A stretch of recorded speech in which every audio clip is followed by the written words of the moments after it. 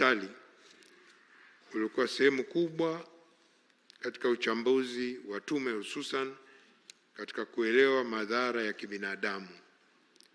Jumla ya picha mnato 450, picha mjongeo 880 zilikusanya kwa njia mbalimbali, na baadhi zilikuwa zimesambamba mitandaoni kwa zaidi ya mara moja. Picha hizi zilipatikana na ziliwasilishwa na mashuhuda wa matukio, watoa taarifa vya vyombo vya ulinzi na salama, na vyanzo vya wazi, yani open source, ikiwemo vyombo vya habari na mitandao ya kijamii. Katika kubaini uhalisia wake, baadhi ya picha zilizochambuliwa na kufanya uchunguzi wa kisayansi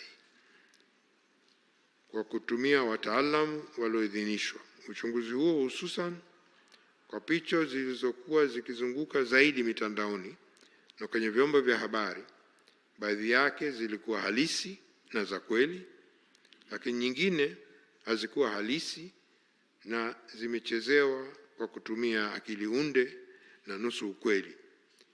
Methodolojia hii ilituwezesha tume kutofautisha picha halisi na sio halisi, na mfano mojawapo ni picha ambayo imetumika mara nyingi kuonesha maiti zikiwa kwenye mifuko ya bluu zikizikwa kwenye makaburi ya halaiki.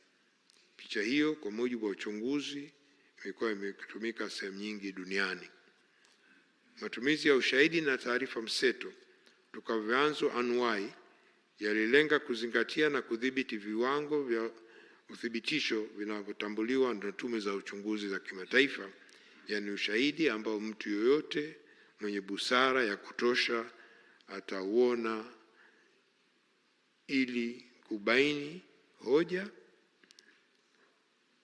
Tume ilitegemea zaidi ushahidi wa taarifa mseto zilizokusanya kutoka vyanzo anuwai vya moja kwa moja na vya rejea, vile vile vielelezo hivyo vya kidijitali.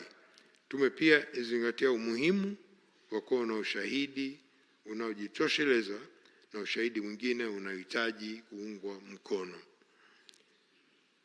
Matokeo ya uchambuzi.